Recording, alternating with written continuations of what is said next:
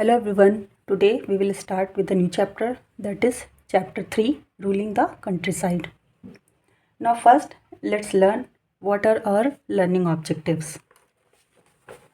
In this chapter we will learn about how colonial revenue system transformed rural India. Now the next what will we learn? We will learn about three land revenue system, their features, problems and consequences.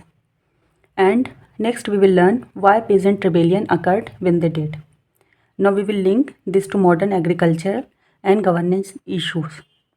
Now we will also learn how to structure response using the specific evidence. Now picture this, August 12, 1765, in a small tent belonging to Robert Clive, a ceremony takes place that will change India forever. The Mughal Emperor Shah Alam II formally grants the East India Company the Diwani rights of Bengal, Bihar and Odisha. Before we dive into land revenue systems, let me show you the 5 dates that change India forever. I have created a timeline in my notebook and I wanted to create the same in yours. These aren't just dates, they are turning points that transform India from a trading nation into a British colony. Now, this is the timeline I was talking about. Now, you can create like yours or you can take a screenshot of this. Now, let's discuss this. First is 1757. Now, June 23rd, 1757, Battle of Plassey occurred. This wasn't just a military victory, it was a political conspiracy. Robert Clive defeated Sirajuddaulah not through superior military might but through betrayal. The Nawab's own commander, Mir Jafar, conspired with the British. Now, next is 1764. In this year, Battle of Buxar happened. Now, October 22nd, 1764, Battle of Buxar. Now, this was the real game changer. At Plassey, they defeated one Nawab. At Buxar, they defeated the Mughal emperor himself, along with two Nawabs together. Now, it was a coalition of three powers: Mir Qasim, who was from Bengal, Sujautullah, Awadh, Shah Alam II, Mughal emperor. It was a decisive British victory under Major Hector Munro. It was the end of Mughal political authority and the empire became powerless. Now notice the gap. Notice the gap. There is 7 year gap between both the battle. Now that means British needed time to consolidate Bengal before taking on the Mughal empire directly. Now in the 1765, British got the grant of Diwani rights. Now, August 12, 1765, the most important ceremony you have never heard of in Robert Clive's tent, the Mughal Emperor Shah Alam II formally grants Diwani right to the East India Company, as you can see in the picture. Now, what Diwani meant? It was right to collect land revenue from Bengal, Bihar, and Odisha. It was like a dual government system where company collected revenue, Nawab handled administration. British from traders became revenue collector. The company now had legitimate authority to rule, not just trade. Now in 1770, Bengal famine happened. This year, 10 million people died. That means one third of the population perished. This wasn't a natural disaster. This was a result of company policies. Now in 1793, permanent settlement was introduced. Lord Cornwallis introduced the permanent settlement, the company's solution to the revenue crisis, meaning they wanted to fix the taxes forever and make Zamindar responsible. We will read about this in a little while. Now, before 1765, the East India Company was mainly a trading, meaning commercial entity. They were interested in buying and exporting goods like textile and spices from India for profit. After 1765, the company gained the legal right to collect taxes, meaning revenue, and had to govern millions of Indians. The title of Diwan meant that the company was no longer just a trading body, it was now responsible for governing land and collecting taxes. With this, the company had to manage the administration of the region, ensure regular income, and maintain control over local production and trade. Its focus was on extracting as much revenue as possible, primarily to finance the purchase of Indian goods, especially fine cotton and silk, which was for export to Europe. Earlier, the company had to bring gold and silver from Britain to pay Indian goods. After acquiring Diwani rights, it used the revenue collected from Bengal itself to buy these goods, doubling the value of its purchases within 5 years. Now, British were facing two sides of dilemma. On the one side, they had their commercial interests to serve. On the other side, they had governance responsibility. Now, let's look into this one by one. Now, their commercial interest was to maximize profit. The company's shareholders expected ever growing dividends, so squeezing out revenue and profit was a business priority. Now, export raw material, meaning the main motive was to export Indian raw material, meaning cotton, indigo, and import cheap British goods back using Indian surplus to enrich Britain. Now, next is minimize cost, meaning they wanted to avoid investment in local welfare to keep businesses overheads low. Next is European market focus. Their policies favored the needs of British manufacturer and consumer, not Indian society. On the other hand, they had governance responsibility. They had to ensure rural stability. As rulers, the company had to prevent famines and unrest because rebellion would threaten their control and profit. Next is they had to maintain agriculture production. If peasants were overtaxed, they would abandon fields, risking food shortage and revenue decline. For example, like happened in Bengal famine. Now they had to collect reliable revenue, meaning stable rural life means regular, predictable taxes. Peasant distress threatened collections.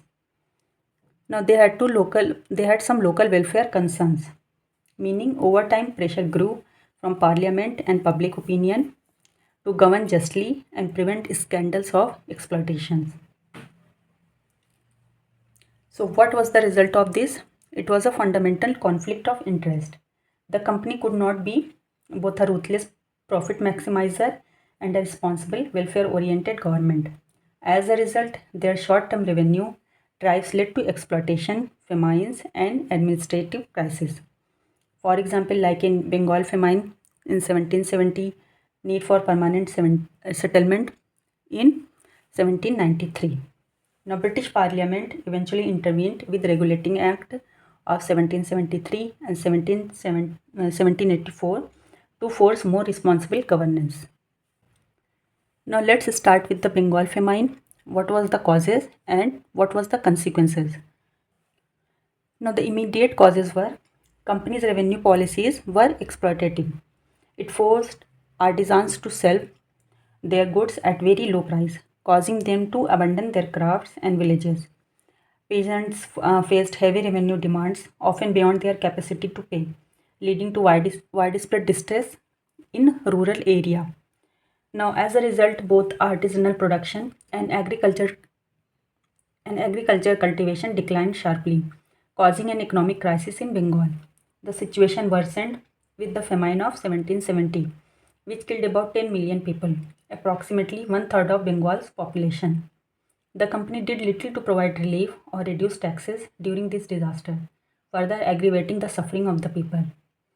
Now, there was a dual government confusion, like the company collected revenue while the Nawabs technically handled administration, meaning Nizamat, leading to accountability gaps and poor coordination as the disaster escalated.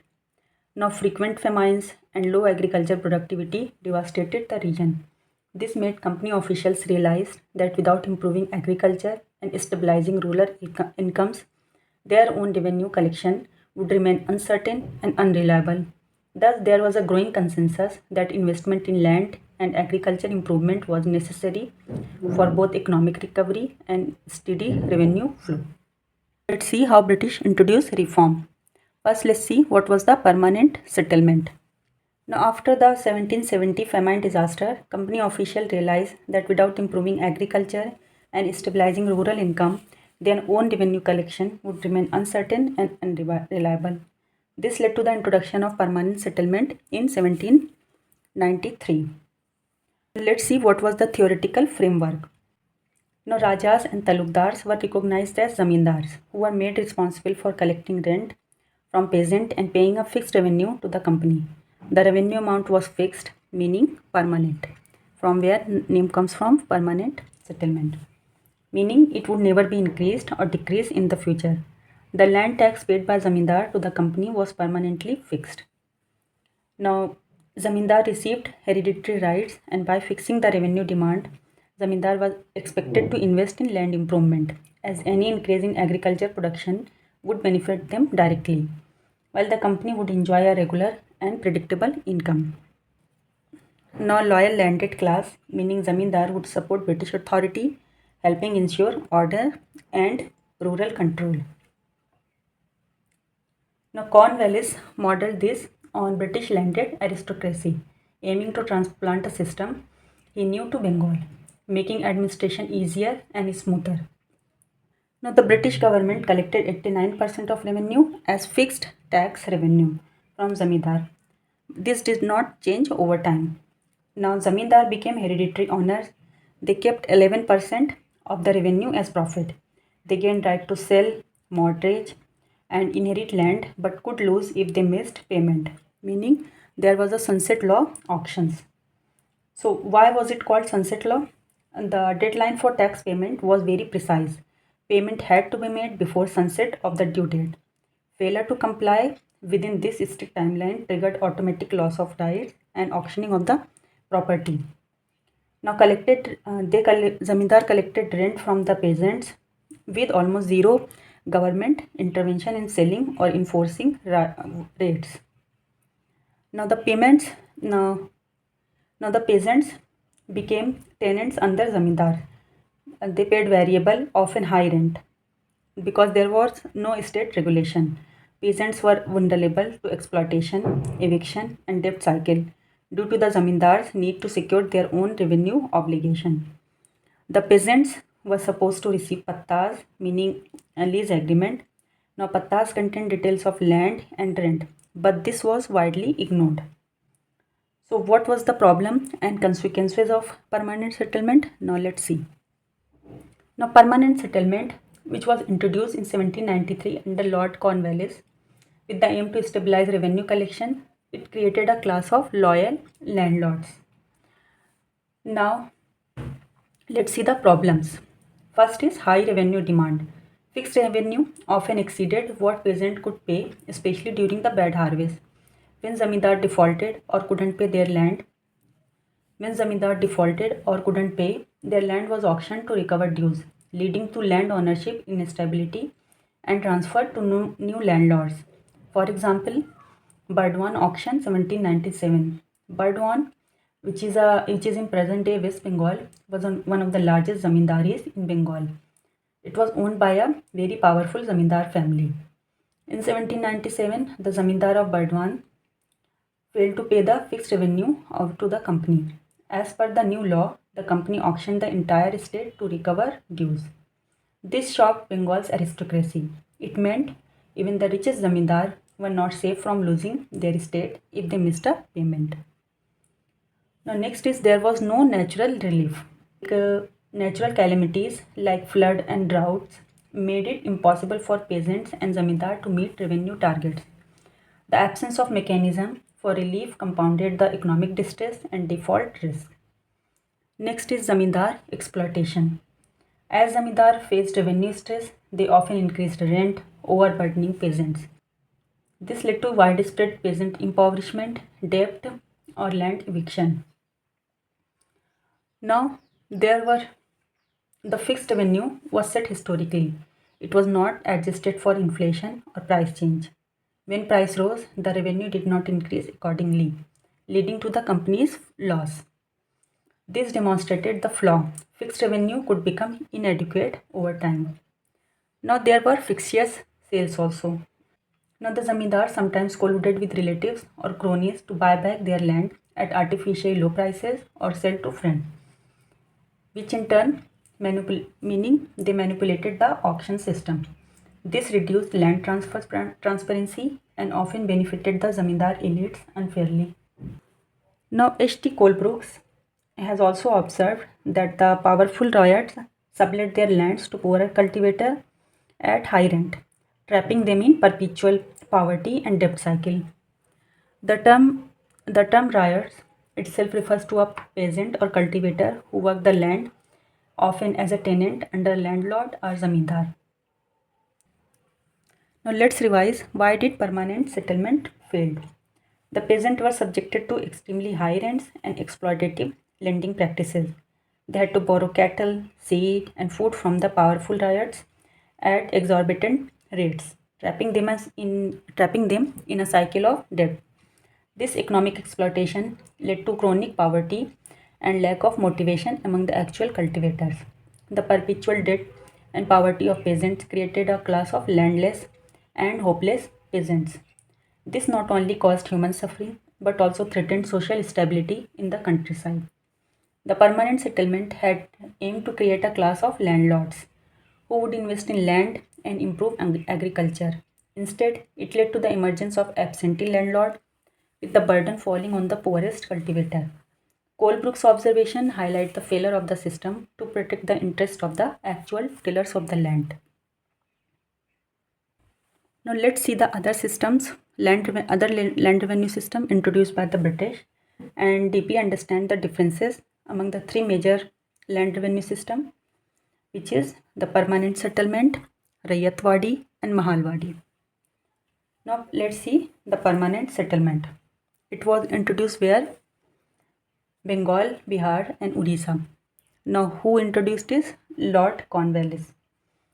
Now how it was done? Now revenue was fixed forever, meaning permanent, with zamindar as landlords, meaning there was no future increase regardless of rising agriculture output or prices.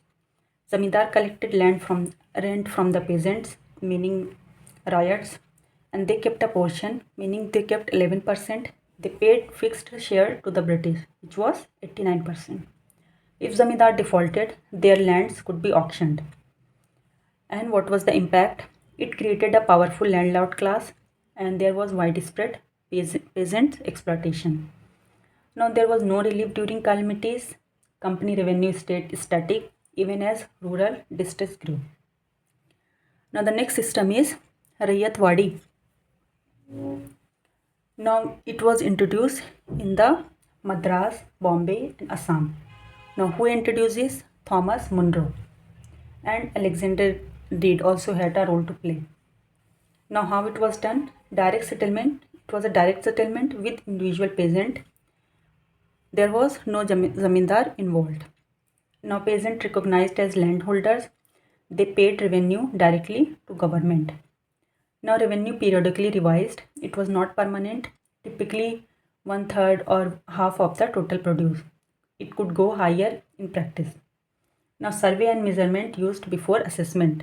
Peasant could sell, lease, mortgage land in theory, but revenue demands were often crushing. So, what was the impact? Rayyat often impoverished due to the high revenue, taking loans from money lenders, land deserted in areas with high taxes. There was no intermediary exploitation, but state was directly responsible for burden.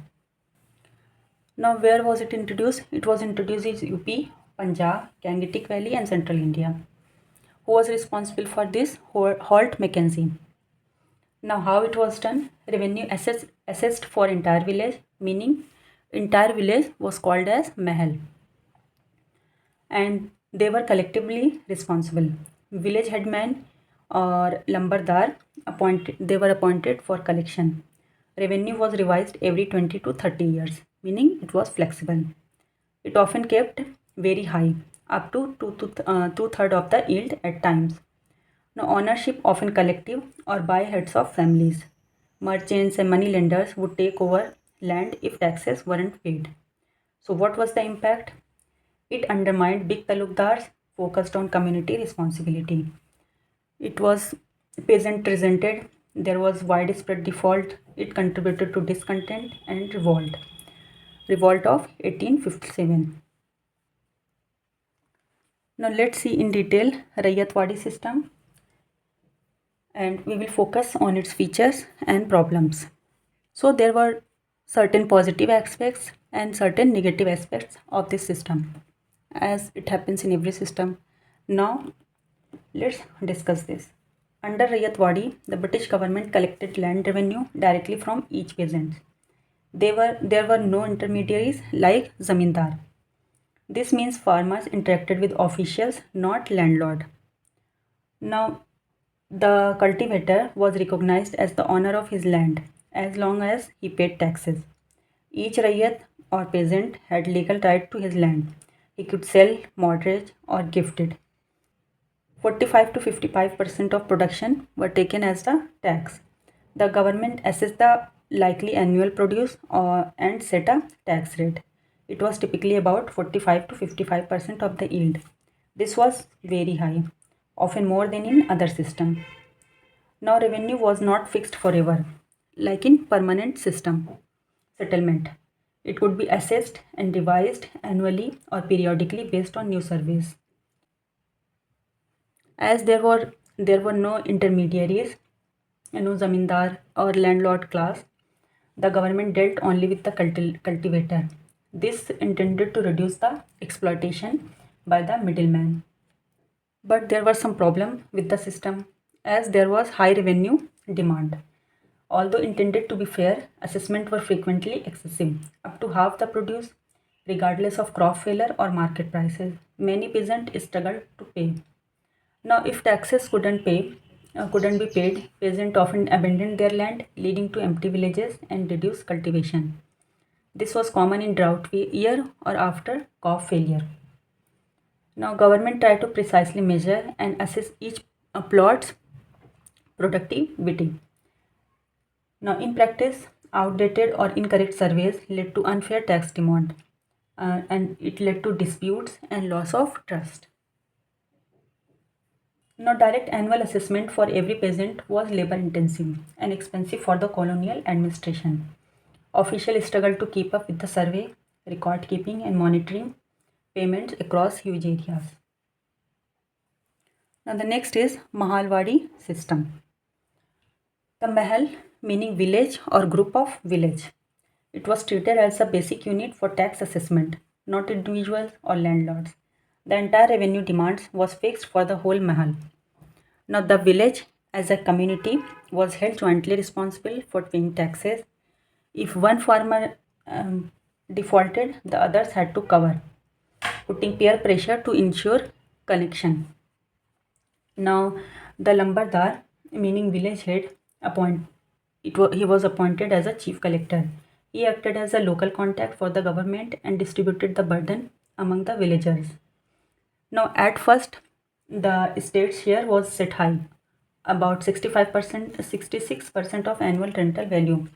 Later, under Lord Dalhousie, it was reduced to 50% due to its excessive burden.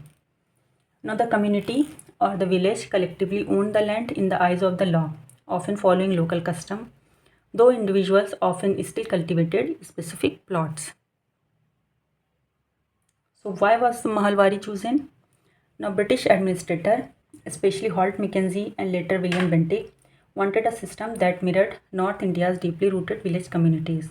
This avoided disrupting long-standing pattern of social cooperation. Now, rather than dealing with thousands of individual peasants or big landlords, the British could interact with a few headmen. This made collection, records, and communication easier and cheaper for British rule. Now, by keeping village organization intact and empowering the Lambardar, the British harnessed existing authority and order rather than imposing outsider or new system everywhere. Despite its intention, the Mahalwari system often led to heavy revenue demands and pressure on the village community.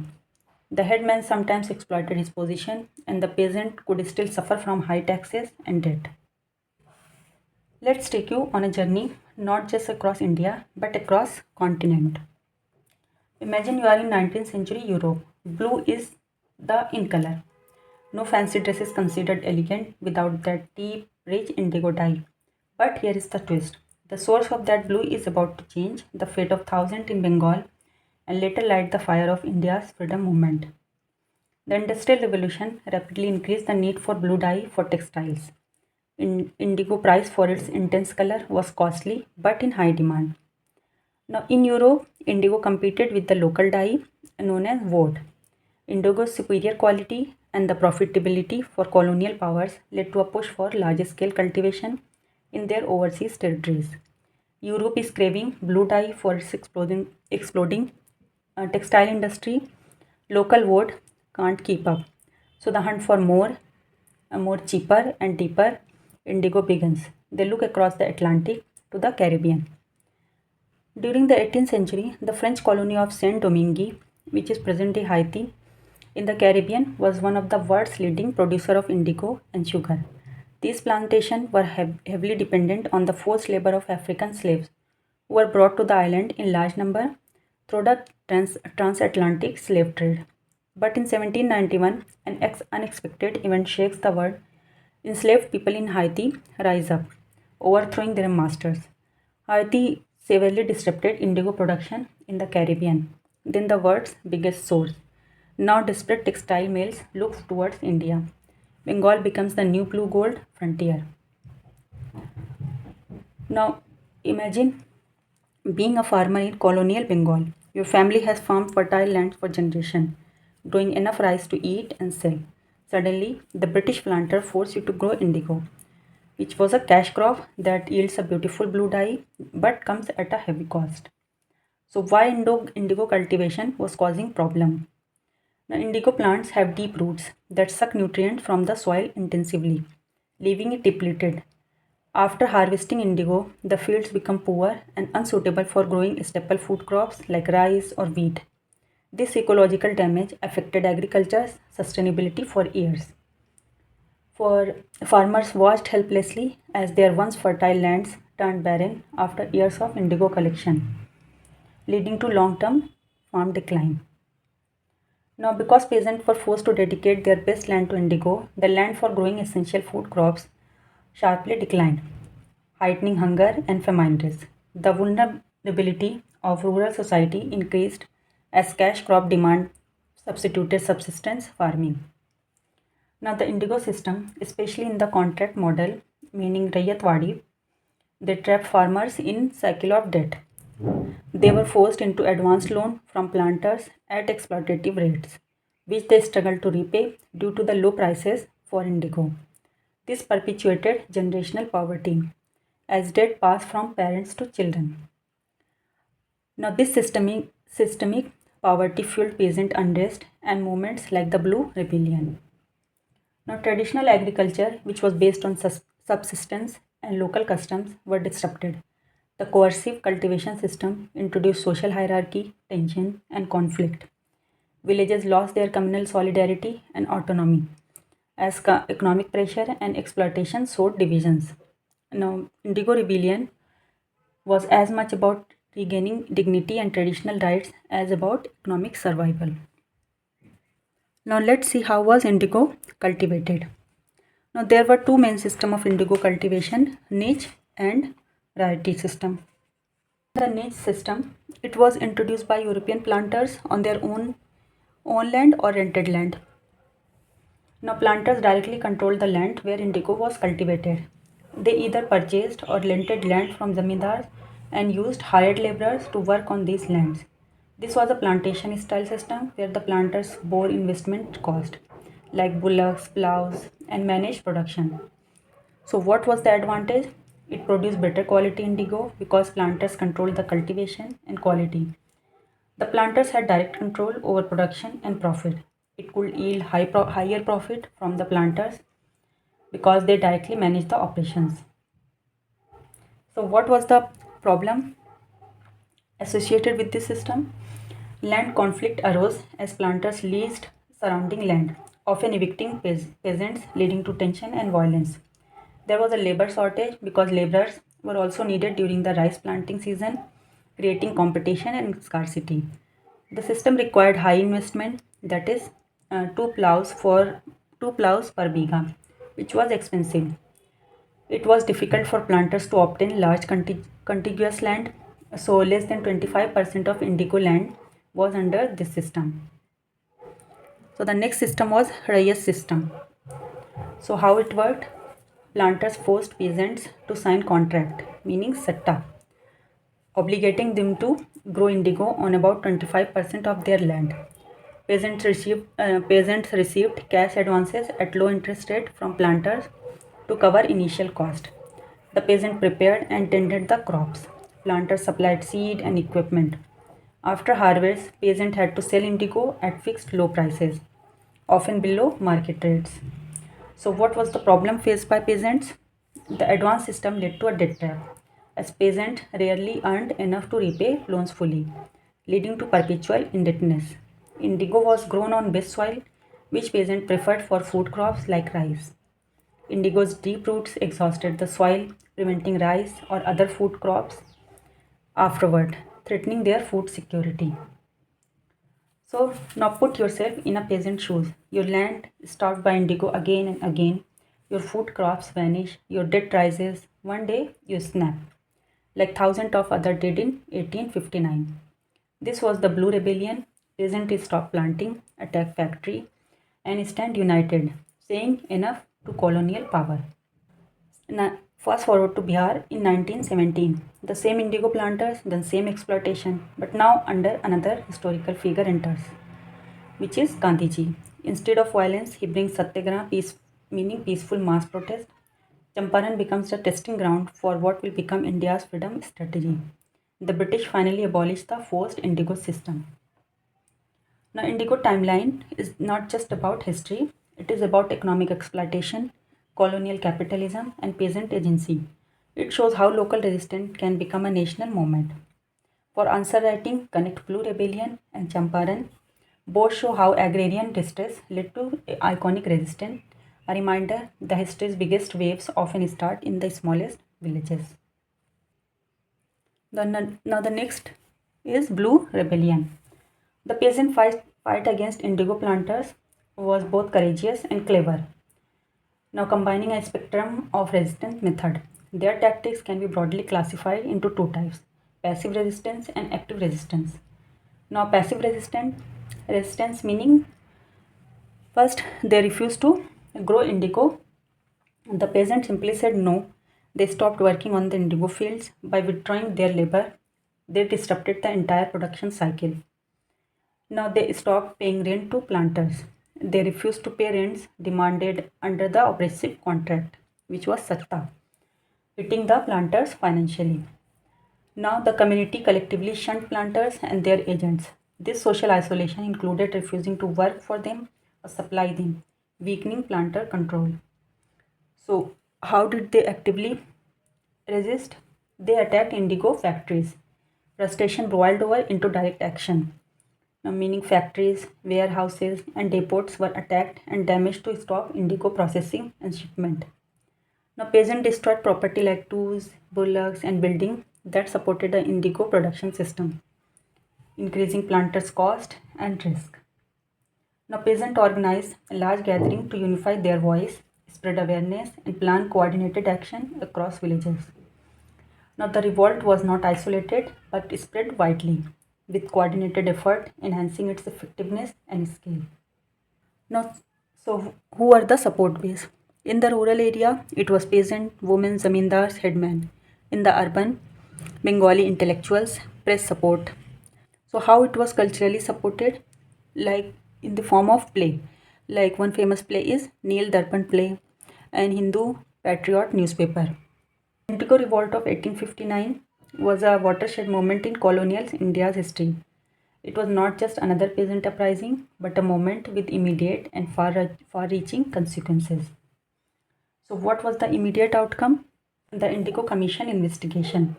Alarmed by the scale of unrest and pressure from public opinion, the British government established the Indigo Commission in 1860 to probe the complaints of the peasants. Now, this commission interviewed thousands and recorded the harsh reality of putrefied contracts, violence, and exploitation. So, what was the key findings? The commission uncovered that planters employed coercion, hired thugs, meaning lathials, and used violent methods to compel indigo cultivation. Now, based on these findings, the Indigo Commission recommended abolition of forced indigo farming, protecting the rights of peasants to refuse. Now, though Bengal largely saw a decline in indigo farming post-revolt, the planters moved operation to Bihar and other regions, where peasants faced similar exploitation. So, what was the long-term significance? It was the first organized peasant resistance. This revolt was one of the earliest large-scale organized peasant movement against colonial economic oppression. Now it was a model for future movements. The tactics of unity, mass refusal, and combined passive and active resistance inspired later peasant agitations. Now it inspired Gandhiji's Champaran movement. Gandhiji's first Satyagraha in Champaran drew lessons directly from the Indigo Revolt, non-violent resistance against oppressive Indigo contract. The revolt proved that when rural communities unite, they could challenge even a mighty imperial power. The Indigo Revolt helped awaken awareness of injustice, setting the stage for the larger freedom struggle, making peasants not just victims but active participants. And these exercises are fairly easy exercise. I think you can attend on your own. And the question answer, I think we have discussed in very detail. So try to do it on your own. In the next video, we will discuss new chapter, that is tribal Tikkus and the vision of golden age. Thank you.